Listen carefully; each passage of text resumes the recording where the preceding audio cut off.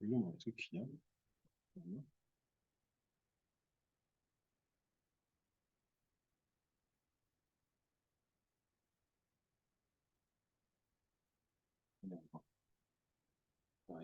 오이.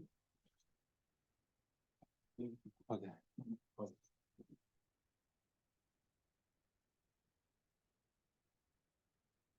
네. 자, 나연성은 누구야? 아, 나연성이 그 사람인가 보구나.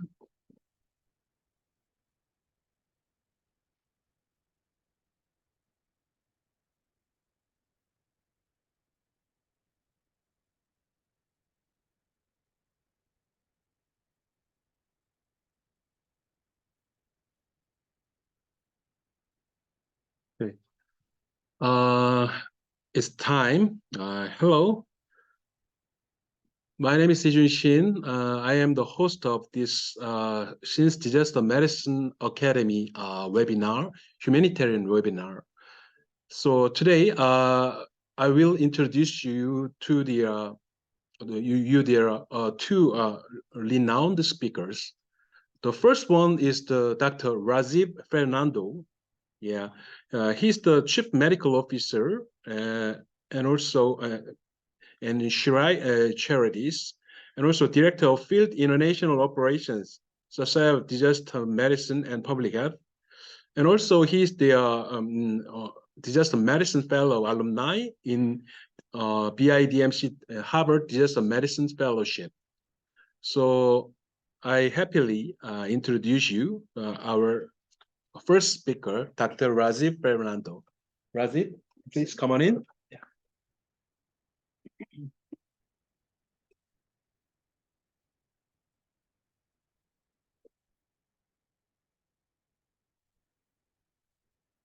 Yeah, I will, Lovely. yeah. And I move this. You can move this by clicking this. You can. Okay. Move Cool. the slide. Thank you. Yeah. Please.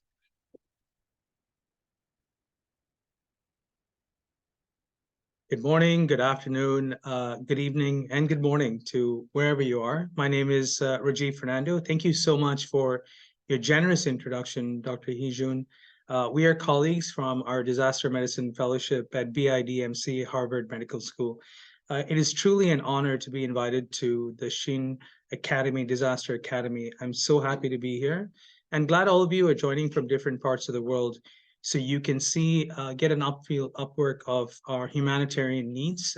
I work in Ukraine, and my colleague, Dr. Radwan, will be joining us later on, and he'll be talking about humanitarian needs in Syria. Thank you so much for having us. So let's start with our first slide you see over here, 600 days into the war in Ukraine. Now, this actually is 600 days from the invasion in February, last February, but really to many humanitarians in Ukraine, we know this real war actually started in 2014 with the annexation of Crimea. Let's move forward. So I'd like to start with two things which are very important. One is a situation report, the most important thing. So every day when we wake up in the morning as humanitarians, we look at a situation report, we look at the map to understand what is going on, what are the happenings, and this actually tells us what we're going to be doing for the day.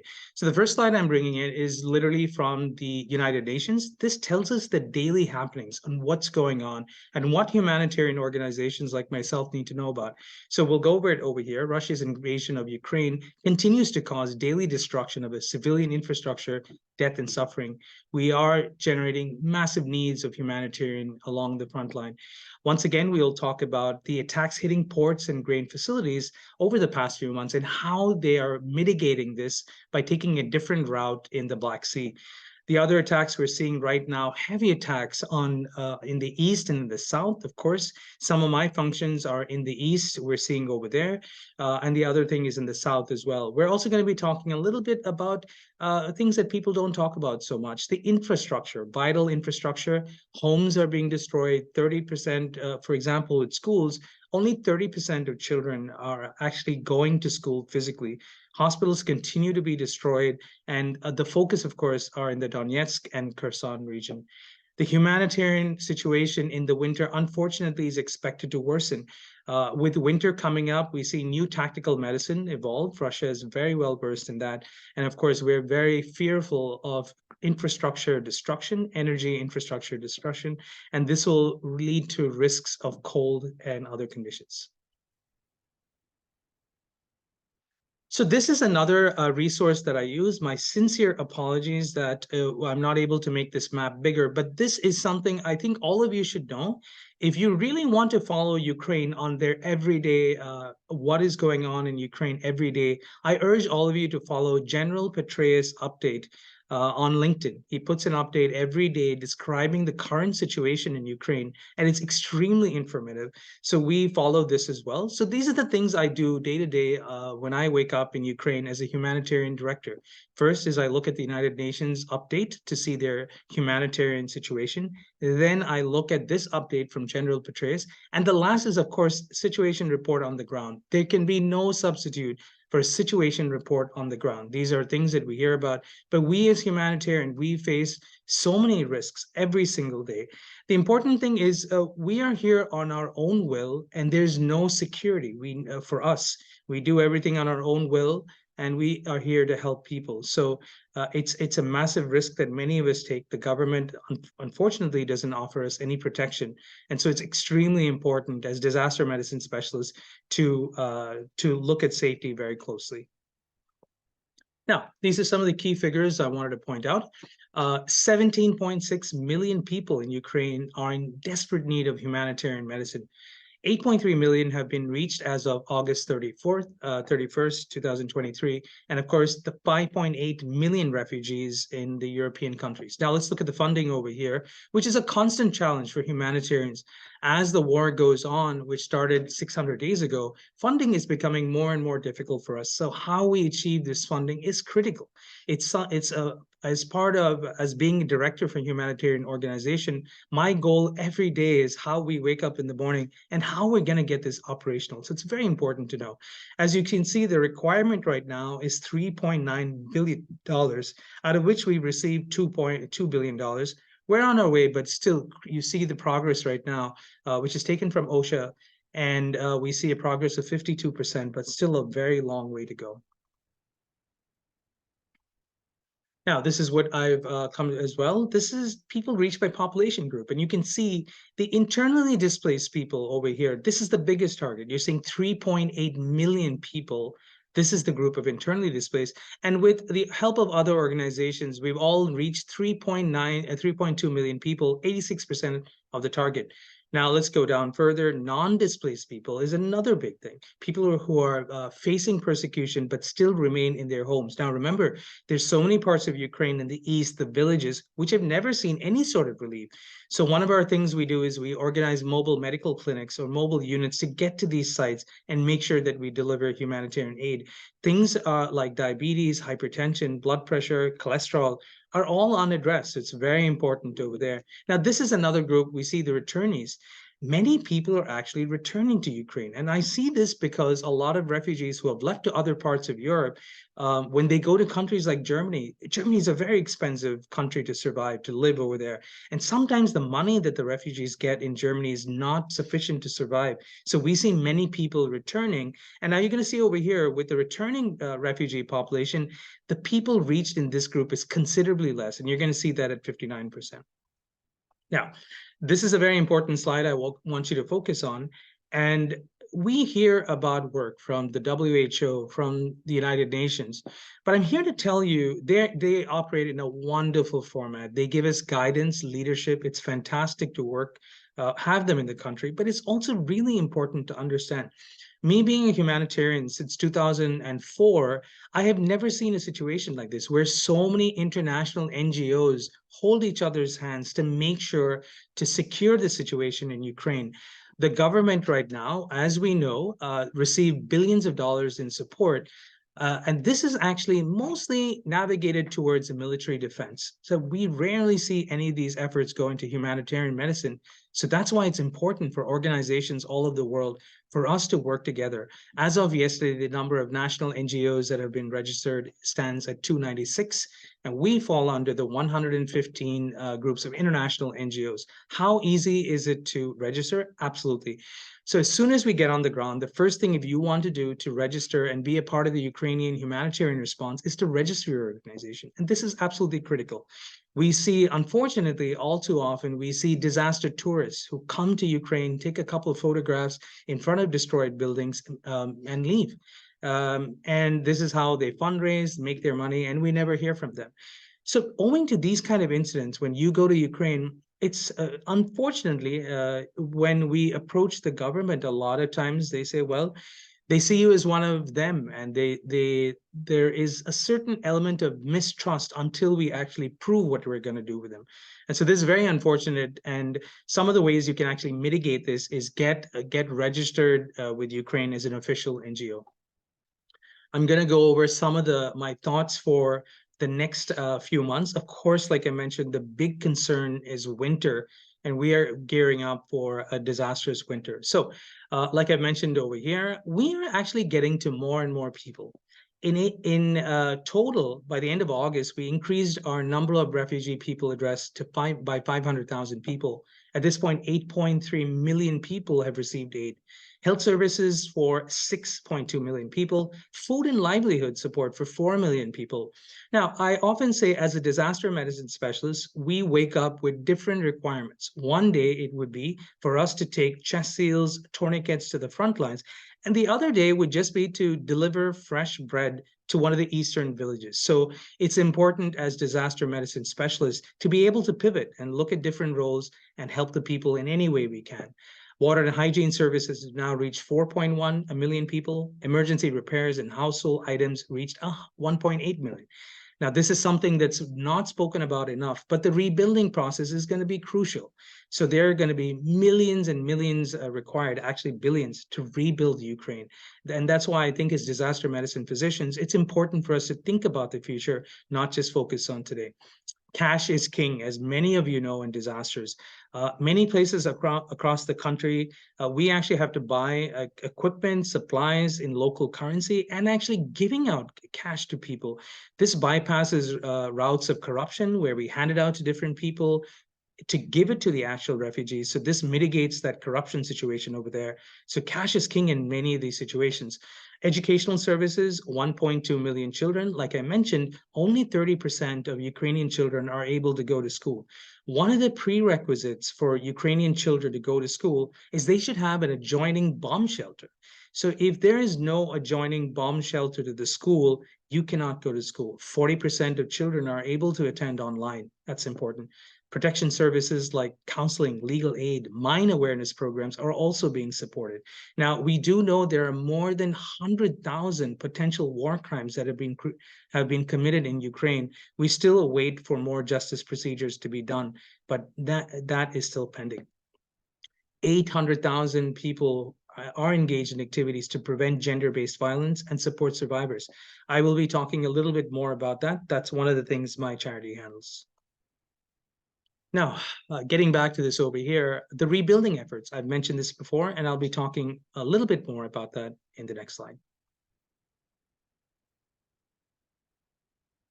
Now, this is another thing as disaster medicine doctors that we should be talking about, food security. Now, let's go over the definition of food security before I move forward. Food security is defined by the Food and Agricultural Organization, the FAO, of the United Nations as a situation that exists when all people at all times have physical, social, and economic access to sufficient, safe, and nutritious food that meet the dietary needs and food preferences for an active and healthy life. Now, because of this situation with Russia's invasion of Ukraine, it severely disrupted agricultural production and trade from the world's largest export production and trade from one of the world's most exporting regions. Now, it's important to understand that Russia and Ukraine exported 34% of globally traded wheat, 17% of maize, and 73% of sunflower oil. Russia and Ukraine together account for about 27 and 17% of global barley, maize, respectively. Now, this is a huge amount. With these exports actually represent a major share of global consumption and diets, accounting for 12% of total calories that are traded in the world.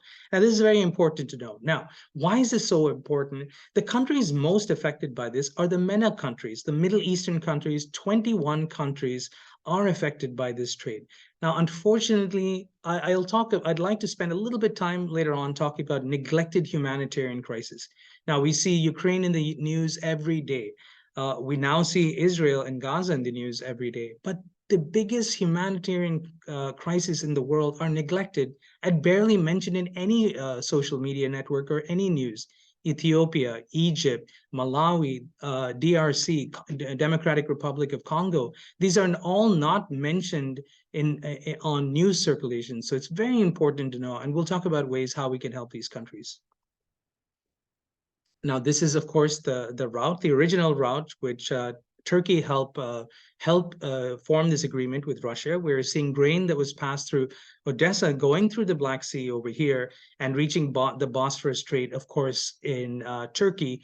But we all know in July things changed and Russia went out of the agreement. And this is the route that we're seeing now, going through Romania, Bulgaria, and eventually to Bosphorus. You can see the terminus route that's being taken.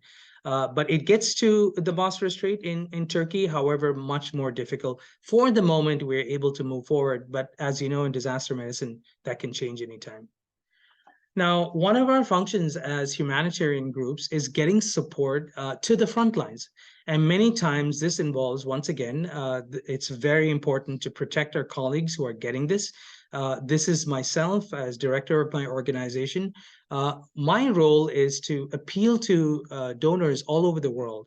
And donors all over the world, they say, well, I know Dr. Fernando, and if we give him these supplies, they will reach the proper front lines and save to the frontline physicians, healthcare workers, and save lives. So as soon as I'm given supplies, I know my clock starts right now. So it means supplies usually arise from different parts of the world. It comes through Poland, which is Warsaw, Krakow. It also comes through Hungary and Romania. The principal route that we receive humanitarian aid is through Poland. As soon as it reaches Poland, it's transported to Kyiv, the capital, and that's when the clock starts. Now, in order for me to continue to secure donations across to Ukraine, we typically aim for the delivery of these humanitarian goods. These bags, of course, contain chest seals, tourniquets, other important things for the frontline. My clock starts, and it's important for me to get these supplies to the front lines within 48 hours. Once I get these supplies to the front line, meet my colleagues over there, the organization or the donors who give me the supplies, they know that if they donate again, it will definitely get to the site of delivery. That's very important to know. Moving forward, pardon me. Now, pre-hospital medicine is something we focused on as disaster medicine physicians. We've seen during the war, especially in the front lines, Ukraine suffers from inadequate standard pre-hospital care in the face of these unprecedented casualties. Despite Ukraine subscribing to the Franco-German model of pre-hospital emergency medical services, focusing on doctor lead and advanced life support, ALS, as you know, as close to the patient care as possible, this war has changed everything. They're not able to follow the protocol, so war fighting activity has completely overwhelmed and gutted the healthcare infrastructure. This has greatly strained the levels of care in the pre-hospital medicine setting. So what we did is, one of the other roles I do is I'm also chief medical officer for an organization called HealCorp. HealCorp is an American organization, and I was approached by them to be chief medical officer to improve outcomes on the front line. So what we set out to do was to provide subject matter expertise in the form of a working group to establish a purpose-based curriculum to address the identified pre-hospital medicine gaps. The working group comprised of pre-hospital paramedics, nurses, disaster experts, doctors, medical administration from military, humanitarian, civilian, and EMS backgrounds. This is what we set out to do. So the output of the working group was called the TREC program, which is the Trauma, Resuscitation, and Evacuation and Combat course. This was supported by a 6-week course delivery, which we conducted with the National Academy of Training in Ukraine. The course was conducted in association with the Ministry of Interior Affairs in Ukraine. This is the 6-week course we completed, the Combat Medical Corpsman course, which lasted for 2 weeks, followed by a 4-week course, which is Damage Controlled Resuscitation, DCR, en route casualty care, blood and prolonged field care, and lastly, Damage Controlled Surgical Concepts and Special Topics. This is our mass casualty event at the end of our training, which the Defense Minister of Ukraine was there to watch as well. Would we be able to play the video? Yeah, we can play it end of the slide. Sure. Yeah. I'll be able to play a video of our MCI, the last day of the training. Of course, the weapons used here are artificial, no harm was done, but I'd be happy to share our efforts, which the Ministry of Internal Affairs from Ukraine shared publicly. Would you please, may I interrupt for a minute? Of course. Okay, I'll try.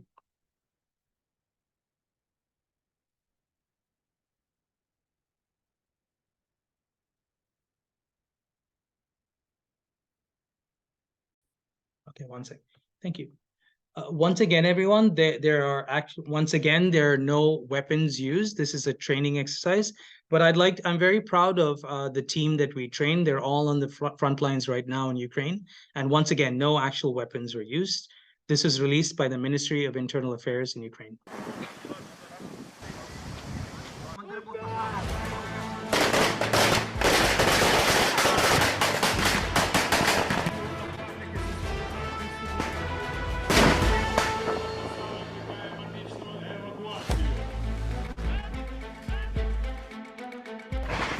Є поранений захисник, вогнепальне поранення. Отже, друзі, зараз наливають поспішну евакуацію. Раз, два, три.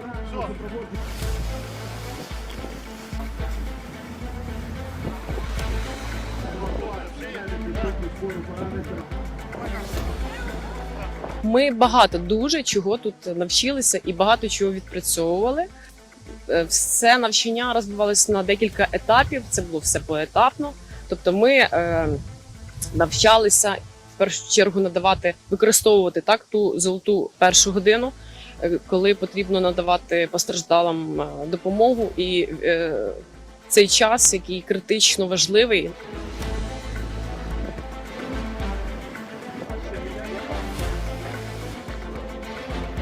Буде відбуватися передача пацієнтів.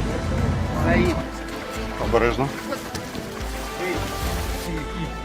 Заважають транспортувати даного пацієнта в військовий госпіталь.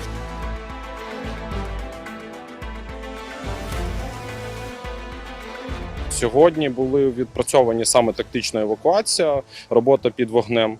Потім була відпрацьована тактична евакуація, це кейс-евак. І далі переправлення пораненого до шпиталю першої ланки. Інтубуй, робимо ревізії ран.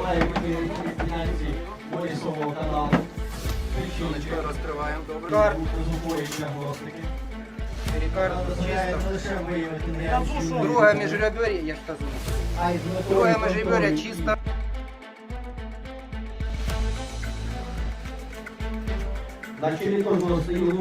Кровотечу зупинили, прошили артерію, гемостаз стійкий.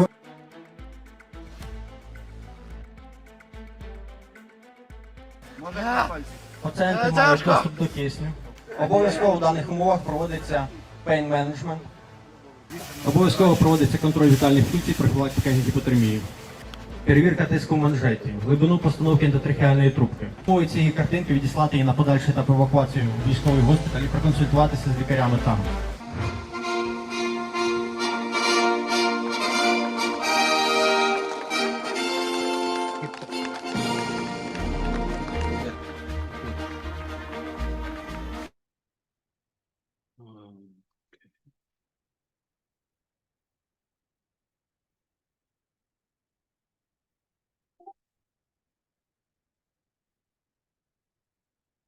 So yeah, it's okay. I'll play it. No problem. No problem. Thanks.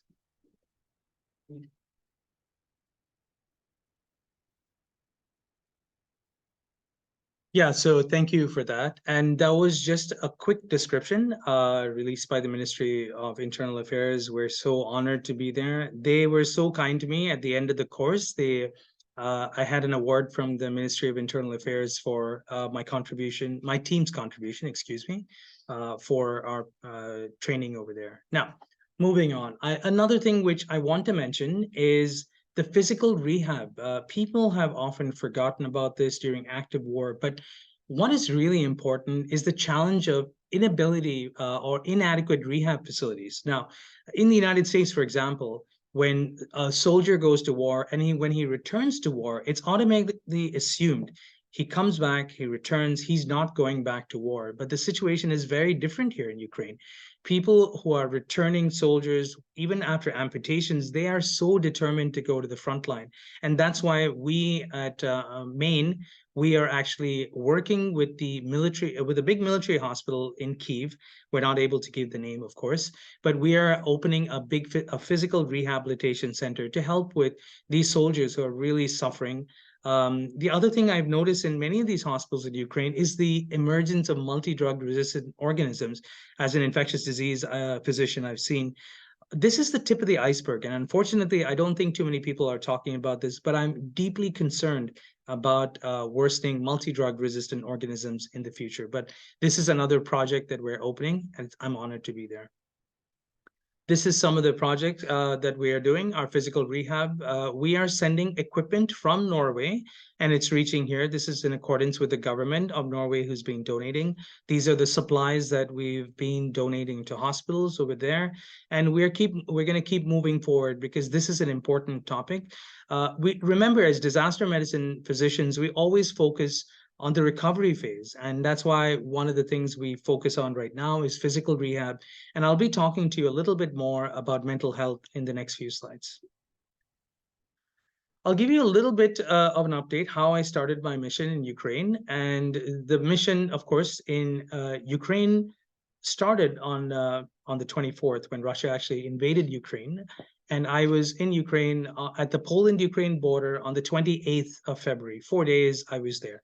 Within 10 days, my charity was able to deploy and assess and assist in the humanitarian crisis. So my first stop in Ukraine, even before entering Ukraine, I was told that the need was the refugee crisis. We were seeing millions of people crossing over from Ukraine into Poland for safety. So the immediate needs right now were medications, surgical supplies, and of course, menstrual hygiene products. You can see this was my refugee center. Unfortunately, they gave me the night shift, so I was all alone at night, but this is a great experience starting operations. Now, this is another thing I want to mention, that I also do some fashion designing. So COVID was on the rise at that point. I designed my own K95 masks, which you can see over here. My universal concept is love. Love builds bonds all over the world. And we're able to use the Ukrainian flag on the other side of the K95 mask. KN94, excuse me. We bought this to Ukraine to use for COVID-19 protection, which was very helpful. Now, one of the other things I showed you in a previous slide was our ability to communicate with the military on the front lines. These are operations which not too many people were willing to go, and this is in the beginning of the war, which is so dangerous. But once again, these are some of my donors you will see over here with bags of supplies, chest seals, tourniquets, other surgical supplies, which we are able to help the military and take it. This mostly goes to the east in Kharkiv, Donetsk, Donbass region, and we continue to supply as humanitarians. This is some of my experiences in the beginning of the war, or any part of the war, to be honest with you.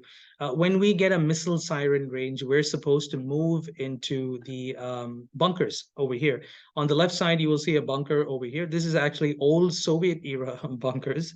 And as brought down over here, we have to suspend our medical camps or refugee camp treatments, and we're forced to move down here until the entirety. After the siren stops, we're still supposed to wait down for another 20 minutes. Very frustrating because it ruins the flow of our work. But as soon as we hear the siren, we're heading downstairs. On the right side of your screen, you will see soldiers with guns in the hospital wards.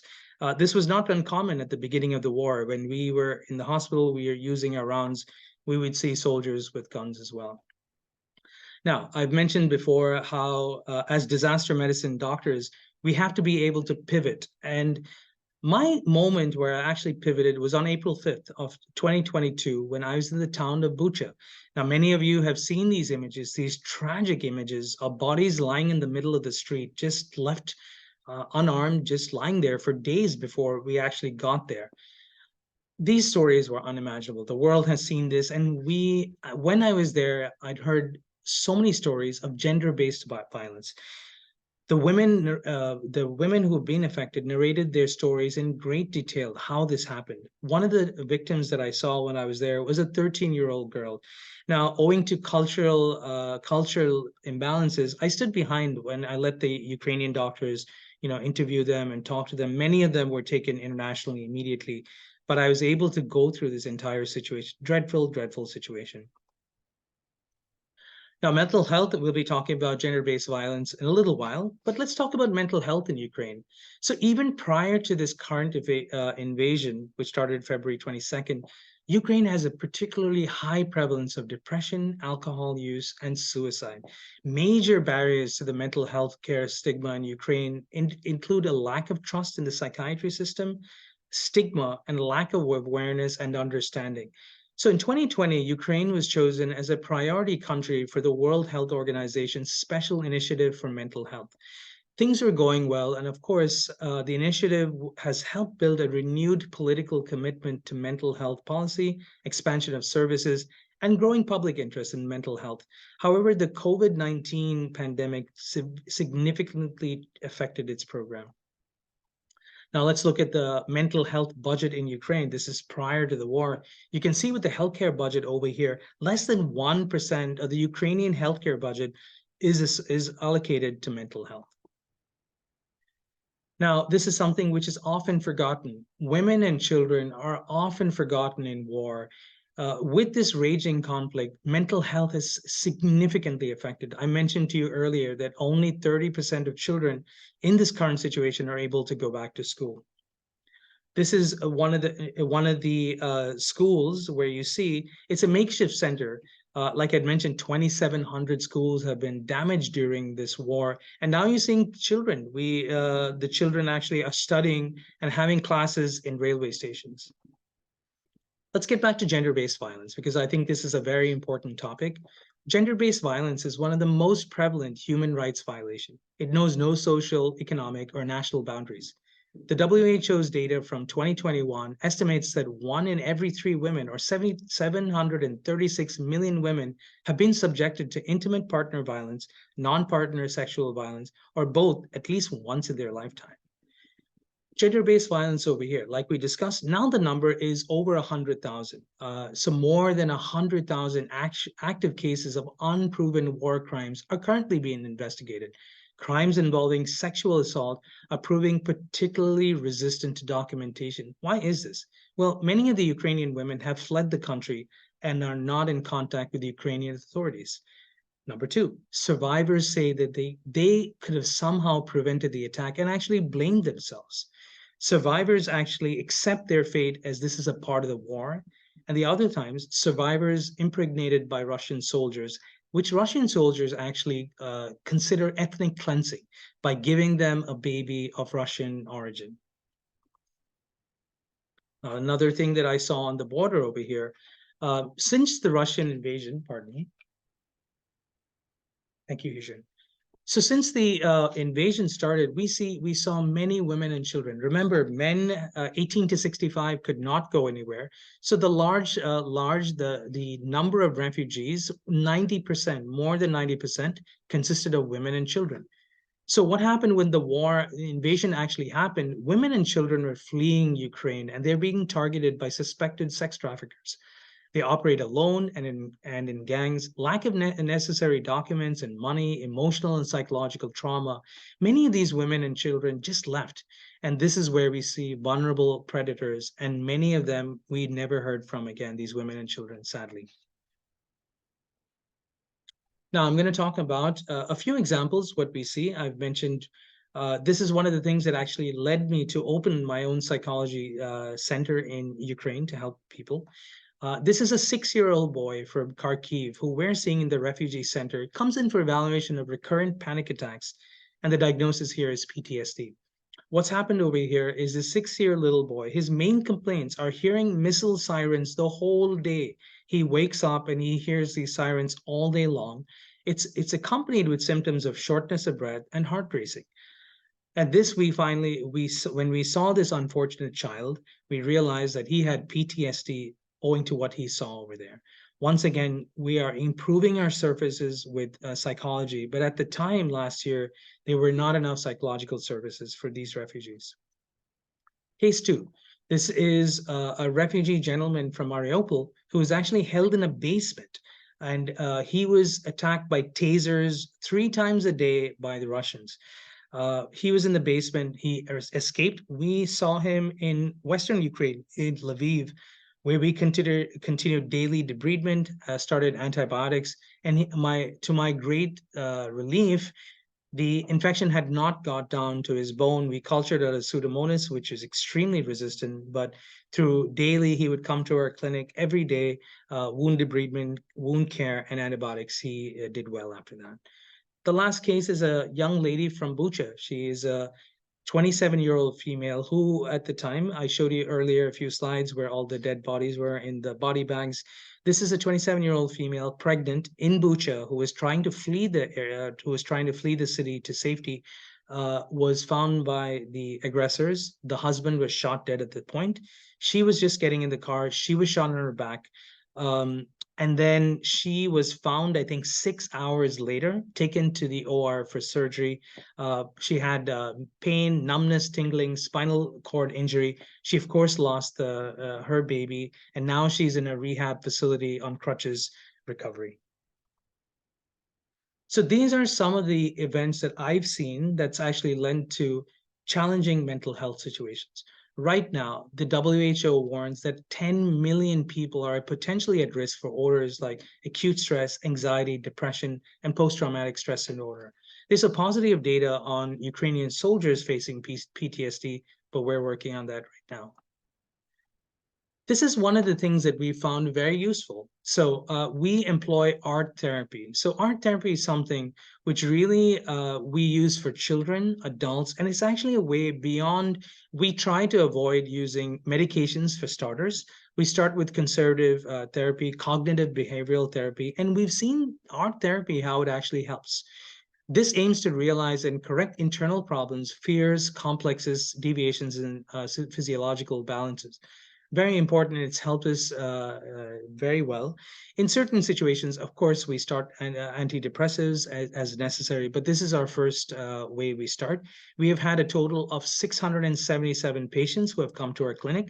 All of them have had more than 5 sessions in our clinic. Once again, so I'll tell you how this came about. Is we, as a disaster medicine physician, like I mentioned, some of our specialties is our ability to pivot, our ability to see different situations and rise to the occasion. So one of the things I mentioned is we saw an importance in mental health. People are focusing on physical injuries, but not focusing on mental health injuries. So when I saw all of this happening, I approached the Ministry of Defense in Ukraine, and I told them about my plan to start a clinic for these people and call it a center of wellness and excellence. And the Ministry of Defense was very happy with the idea. They actually donated the space for my clinic. And now what I've done is we have an international team. We have Ukrainian psychologists and international psychologists and psychiatrists. We work very closely with Columbia Medicine in New York. And in certain situations where we can't get our psychologists there, we have telemedicine as well. And this is my team of psychologists in Kyiv, in Ukraine. We're so proud of them. They work tirelessly every day to help people with mental health conditions. And this on the left, of course, we work in tandem with Columbia University. Once again, you can see over here, this is Kharkiv over here. One of our operations, we're starting a new clinic in Izhum over here. And you can see this is really where Crimea, of course, was taken in 2014. And like I mentioned, it's very important for all of you who want to follow the map, to follow the war in Ukraine, really to follow the map. And you can see about 17.5% of Ukraine is under Russian control, but we hope that'll change soon. This is the place where, this is another place similar to Bucha where Russian aggression was here. unimaginable humanitarian situations over here. Teeth were pulled, torture. We heard enough stories. And this is one of the places we're going to set up our next psychology clinic. People here, a tremendous number of cases with PTSD. And I'm going to show you over here. This is my team on the left, the Medical Initiative Aid Norway. We obviously get funding from the Norwegian government. And one of the things we focus on is neglected humanitarian crisis. Like I mentioned before, there are many humanitarian crises. Remember, like I mentioned, the top 10 humanitarian crises in the world do not get any press at all. So we go down to these kind of countries and help. This is us about 10 days ago. This photo was taken from Kurdistan, and we have supplied, once again, another ravaged area, Kurdistan, and we have supplied this year alone $30 million in medications, anti-cancer therapies, and of course, TNF agents as well. To the right side, you will see this is a photo with myself and the Polish ambassador in New York City. Like I said, it's very important to talk to people, to talk to donors. A lot of times we don't get cash donations, but we certainly get the contacts and we're able to move forward in these countries. And those are my references over here from my presentation. And this is my contact over here. You can reach me at my email over here. And our organization is chiraj.org. I have to apologize. I haven't updated the website enough. I should spend more time. But most of my time is flying around the world. So thank you. I'm very grateful to the Shin Disaster Academy for having me. Thank you so much.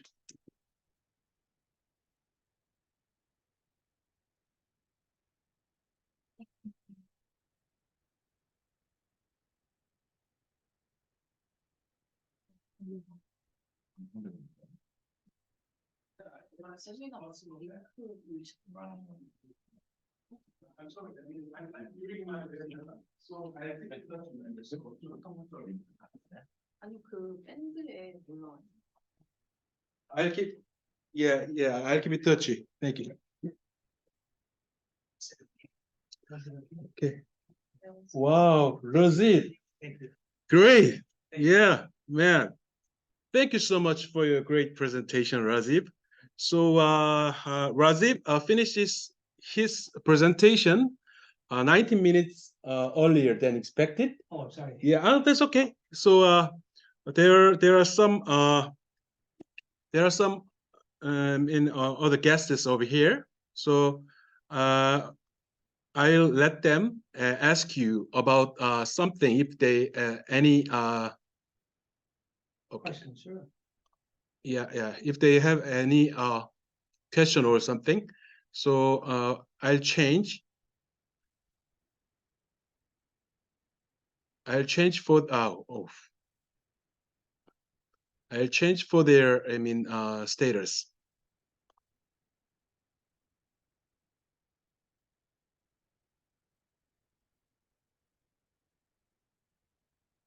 Oh, they don't want to. So in the floor, in the guest, do you have any question or comment about the presentation from the Rajeev?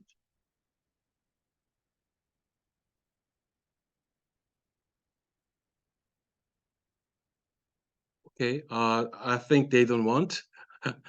Okay, then wait for a moment. We need a break about 20 minutes. We need a break about 15 minutes. Then after that, we will restart the next presentation. Thank you for your attention.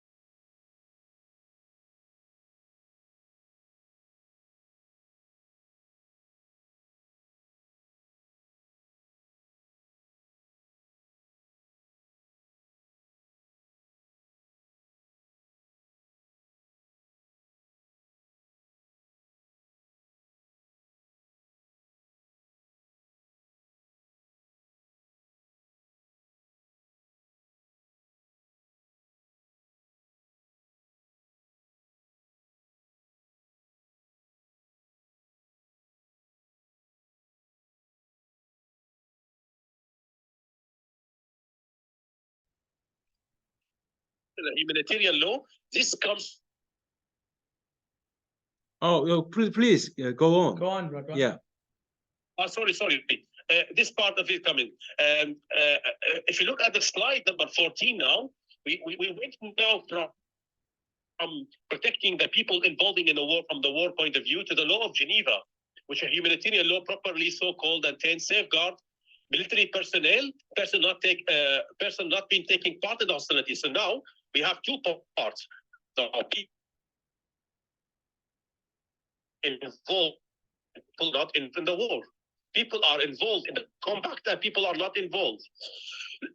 Those who are involved, now we discuss them in the law of Hague, or what's their right to limit the harm, provide basic necessities. While the second part of the story is a Geneva law, it's a humanitarian. What about people who are not involved in the war? What is their rights? How to protect their rights? And that's number 15 now. And so legislation of human rights has object to guarantee all the times for individual the enjoyment of fundamental rights and liberate to preserve them from social evils. That's what we're trying to say, and that's what we're trying to cooperate. So I will go back. Stop here, slide number 15. Yep. Let's go from slide 1 to slide 15. Yes. So, slide 1 to 15. So don't change anything, Hejun. Don't change anything. Yeah. The message here is very simple. Very, very simple. There is a first human aid. That's a humanity, neutrality, independence, and impartiality. Those are basic principles. By the passage of time, those basic principles incorporate in international humanitarian law. They become international humanitarian law.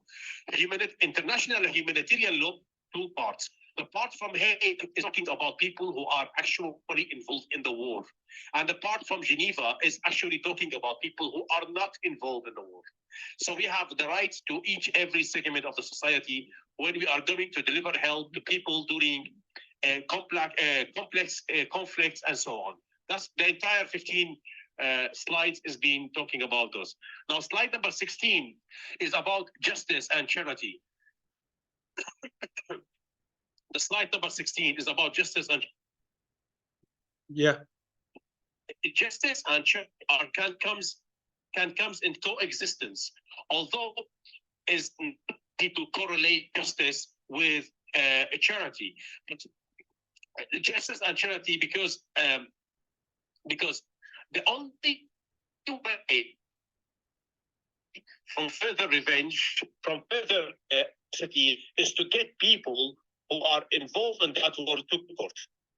Once you do that, once you put people, all those people have been injured and died and so on. Once we do that, that will protect the society from further damage, from further escalation. What we can say in disaster medicine, mitigation circumstances, like we mitigate the future circumstances of the current problem. So we have a problem, we need to do two things to rebuild the society.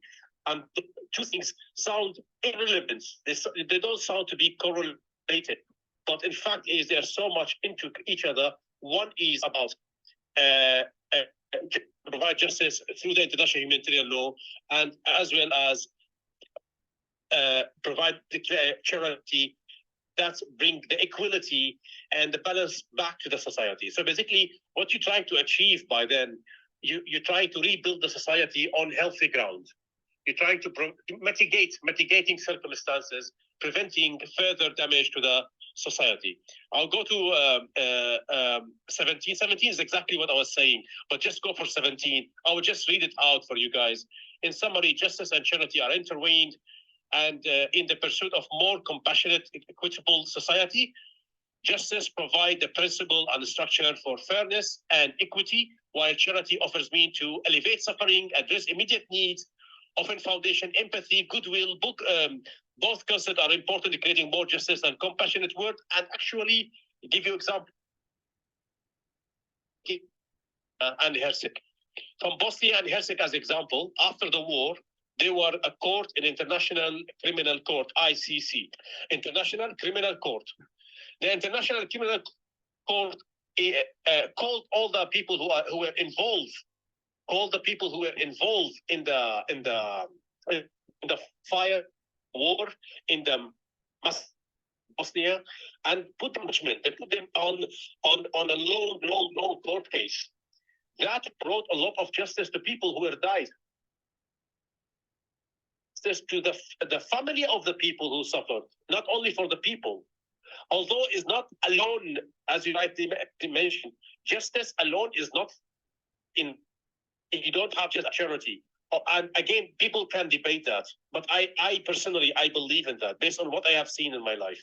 Once you recover the damage, people will less eager to revenge, and people will be ready to go forward as entire society, not as individuals. So that is the cycle of the international humanitarian law, and that is the cycle of the humanitarian pillar. Again, I'm talking about. Sorry, slide number 18 now. Yeah. So the international humanitarian law, or law of armed conflict, or law of war, it set international rules, principle, regulation, conflict conduct. The main objective to mitigate exactly the human suffering and destruction caused by armed conflict, promote human treatment, respect fundamental rights of the individuals. But as I just mentioned, this will not happen in one step. It will have to multiple steps. And just to stop here for 1 second, only 1 second. If you take those principles, and apply it to humanitarian aid, when you go to refugee camp, is exactly tell you the same thing, to do the same thing. Ask you to be impartial, not to be racist, have a bias, and conduct yourself to hospital morality, and provide the service to be for the people. That's exactly the customary of it. But as I just mentioned, that I believe many of us been in a refugee camp or charity or volunteering service, so on. Anywhere we go, we call ourselves according to those principles. Only for the law, put it as a law, and put it as a law for armed service, and tell us how to get out of it as well, by justice and by charity, by rebuilding the society on a healthy basis, on healthy grounds. Bosnia is a good example, but not sufficient example. So there was a justice because people who did Srebrenica and everything, they've been to the court. One of their president, Milosevic, was killed, died in the jail. It brought limit of justice. But unfortunately, the region did not move forward. The entire region, Serbia, Bosnia, Montenegro, Ljubljana, Slovenia, and so on. The area did not boom. If you look at Europe, if you see Europe, the east of Europe and west of Europe has developed to a certain extent, but the central of Europe, which is Yugoslavia, ex-Yugoslavia, consists of this Serbia, Bosnia, Montenegro,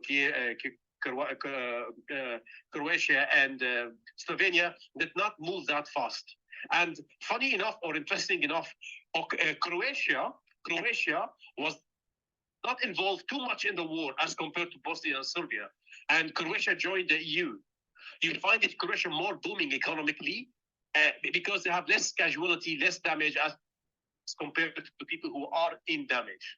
So those people in damage, is difficult to move them forward. And that's where the justice and charity comes to lift the suffering of the entire society and move the entire society forward. Easy said than done, but just if somebody interested, look in the examples, the best example that illustrate everything mentioned in international humanitarian law, from court and justice and peace, and everything is involved in Bosnia and Yugoslavia as a case. In slide number 19, distinction. Internationally require parties of conflict to distinguish between combat and civilians. And between, I put it this slide because of what happened recently in Gaza. This is number 19. So as you can see, we can see. Sorry to interrupt, Radwan. Sorry to interrupt. I just let you know we don't have enough time. So I just let you know pardon me, please. You have 15 minutes from now on. So you have 10 more minutes, about 10 p.m. in Korean time. Okay. So please keep in mind that and proceed on your presentation. No, don't when we discussed, you said you want experience and you want examples more than knowledge and theories. So basically, I put this slide number 19 just because of. Yeah, we can hear you. Please proceed. Musical, Yeah. Sorry. We can hear you. Please go on. Oh, okay. So basically, there were people having a nice musical party. Terrorists walk inside. This is against international humanity. They are not a military object. They should not have been killed. And vice to vice, yesterday or day before yesterday, hospital in Gaza was bombed. That also against the international humanitarian law. You are hitting non-military. So I know protect people who are civilians. About targeting the civilian and civilian infrastructure. I'll go to 20. Part of the international humanitarian law is talk about proportionality, which means the military action must not cause excessive harm to civilians or civilian object compared to military advantage. So basically, excessive disproportionate in attack are prohibited. The attack always must be proportion between people, between armies. This is also something can be judged in the courts, actually.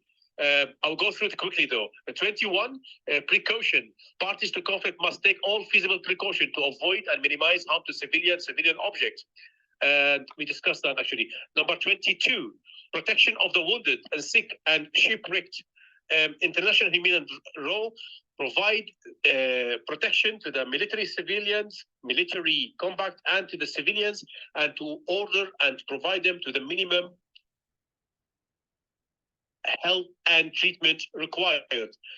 Number 23, protection of prisoner of war. As also they have detailed rules of treatment of protection of the captured people. This is number 23.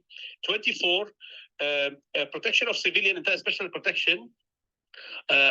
So when you're having people under your attack, under your control, when you're having people under your control, it's become your responsibility to protect them. When there's a direct attack, when there is any issue, you are solely responsible of protecting them as much as you protect your own people. This is what the law says. 25, international humanitarian law prohibits attacking with a chemical, biological, nuclear, cluster, anti-personnel landmine. This is all prohibited in the war. I'll go to 26. Respect for religious property should be respected, protected during the armed conflict to protect the cultural heritage of humanity. I will just give you a simple example about slide number 26. I'll just give you a simple example.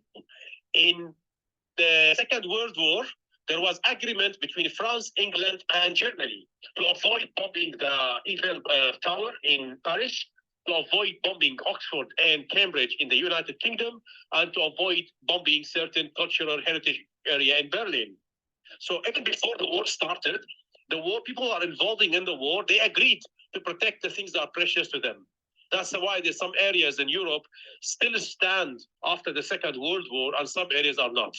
Because there was, at some moment, some cultural and religious respect among the parties involved to a certain extent, not to the big extent, but to a certain extent it was there. Humanitarian access. Parties to a conflict are obliged to allow humanitarian organization and relief worker access to affected population to provide assistance and protection. Now, here we have two examples. The best example about this one is Nagorno-Karabakh. What happened last month in Nagorno-Karabakh was a scandal by all means. There was a corridor that passed from Nagorno-Karabakh to Armenia, and that corridor controlled by the Azerbaijan, by a third party, by Azerbaijan. And as a consequence, they were not allowed that, they closed down that corridor. By closing down that corridor, they suffocated the entire people of Nagorno-Karabakh. And it was so much international pressure and international to open that corridor to let people out and to let medical equipment in. And today or yesterday, President Biden promised to allow corridor to Gaza from Egypt, but we don't know the mechanisms as yet. But he promised to do that. So let's hope the civilians will not be hammered more in Palestine and Israel. Responsibility and accountability places responsibility to all parties in ensure that these rules are respected and followed. Violation of international humanitarian law, legal accountability and prosecution of the war crime. Those are the basic things about humanitarian aid and humanitarian law. I can just go on for I don't know how many minutes left with me. Okay, you have 10 more minutes. Yeah, Radwan, please go on. I just have a few things. I have okay. All right, I am 29 now. The World Health, just to go again as I agreed with Hejun, to be more practical, to give more practical examples rather than theoretical information. The World Health Organization confirmed in 2022, last year, there was 89 attacks on medical facility around the world in Afghanistan, Syria, Libya, Nigeria, Palestinian territory, Sudan, Ukraine, and so on. So that means, and then as a consequences of that, the United Nations Security Council released a resolution 2268. The United Nations resolution asked the parties to respect the international humanitarian law.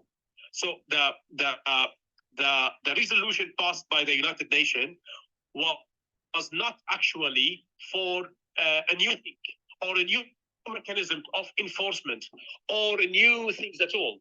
The resolution said, please respect the law that already exists, because targeting that number of documented medical facility in Asia, in Middle East, in Europe, and everywhere, in Africa as well, does mean that people are no more respectful for the law. And seems like the difficulty we are facing is to find mechanisms to reinforce those laws in a world is not proportional in power. Some are very strong countries, some are very weak countries, and so on. So, but I found it very fascinating that the World Health Organization did highlight this damage, did push the United Nations to speak about it, to make sure it won't, but unfortunately it's still happening. So just in summary, this is basically just literally a summary. Everything in the slide number 30, I said it. Just look at the second last point. United Nations Security Council Resolution 2286 was a step forward to protecting the medical facility. In fact, I found it very fascinating that United Nations discussed the law that we put after the Second World War, 1948, but unfortunately still weak to breach. That's it, really. It's. I mean, I put some slides from my own paper, which I was working on for the last 12 months, and just to put a map of the countries that have been harmed and the percentage of the country. Okay, thank you for your good presentation, Radwan. I mean, the connection is not good. Two more minutes. Yeah. Please do that. Yeah. No, just 2 minutes. The pie chart, the slide number 31. Yep. The slide number 31 just show you that every year passes by, we have more and more and more attack on medical facilities. That's all. Nothing more. Look at 2014 to 2022. More and more and more medical facilities being attacked. The 32 is about the maps of the more common countries being bombed for medical facilities. And finally, the graph number 33, the last one, it just show you the number of publications about targeting medical facility and breaching the international law was mostly 2016 and 2019. 16 and 19 were to show the maximum number of publication, because it's become really, and not annoying, it become phenomena. It become normalization of the any war. Just go and bomb the hospital, let people run away. Thank you so much. Really, thank you. Thank you, Radwan. I mean, it's technically a very hard time. We had a hard time, but you try your best. Thank you for your passion. yeah, and an endeavor. So I mean, because we spend a little time, so we need to proceed our Q&A section time. So here are, I mean, Dr. Rajeev Fernando is still right beside me. And also, you guys, I mean, from the guest, you guys can have do your question to the Radwan Albarbandi. So, is there any question or comment from the guest?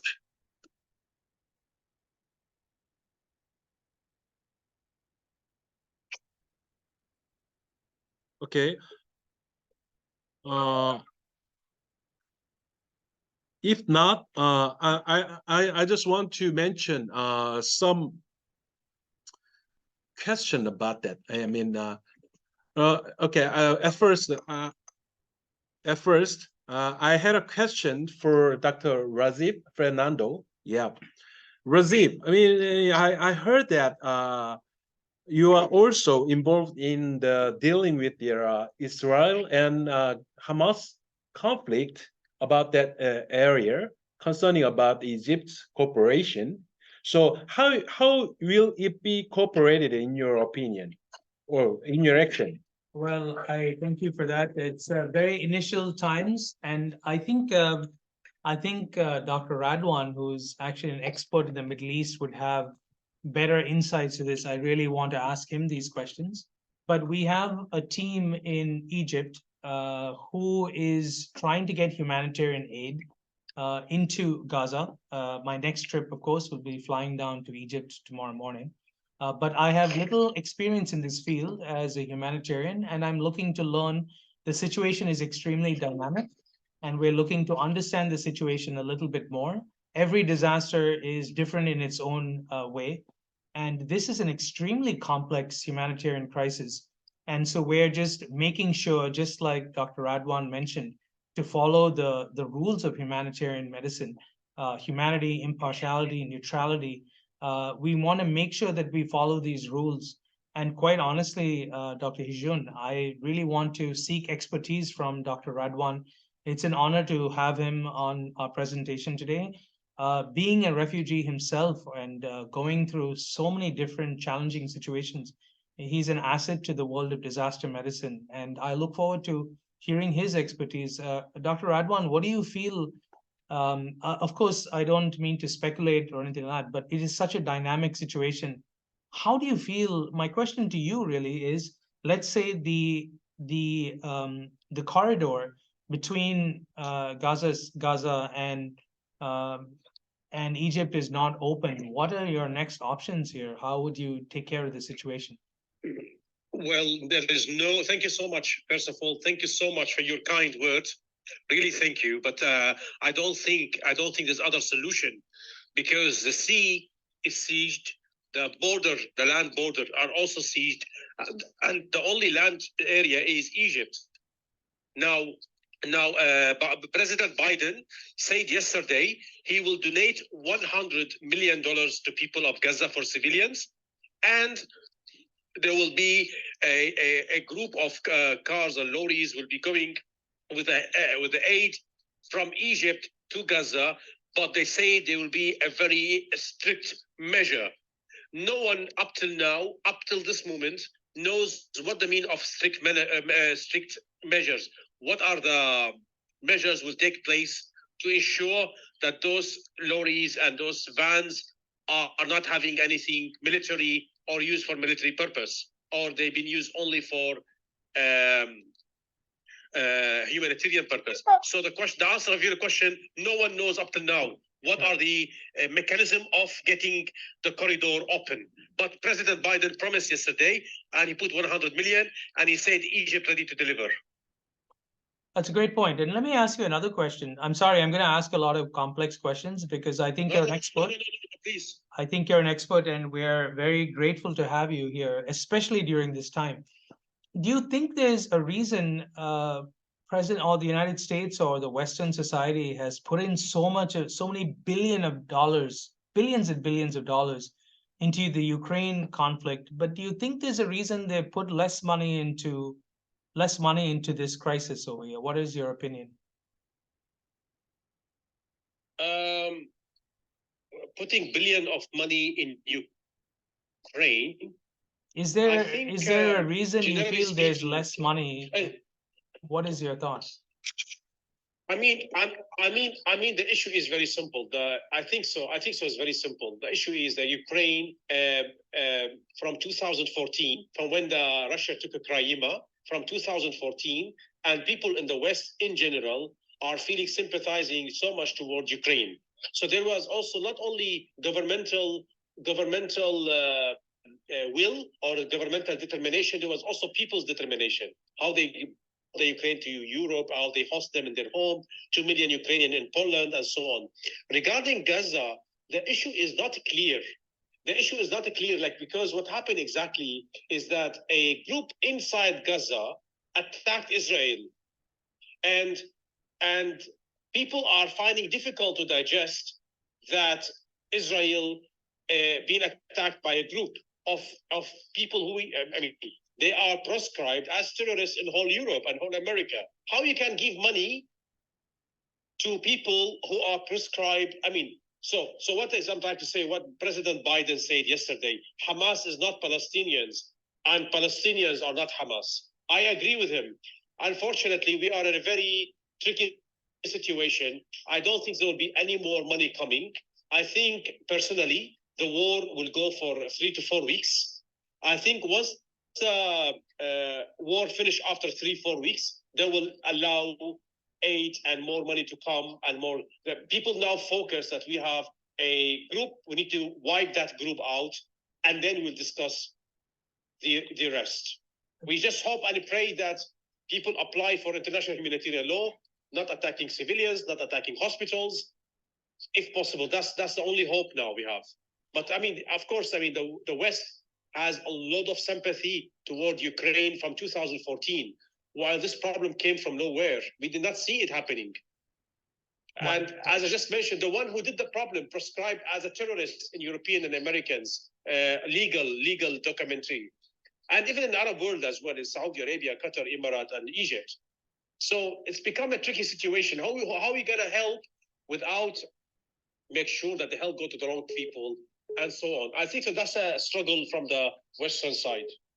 Thank you. And my last question to you is the surrounding regions, Oh, I'm sorry. okay.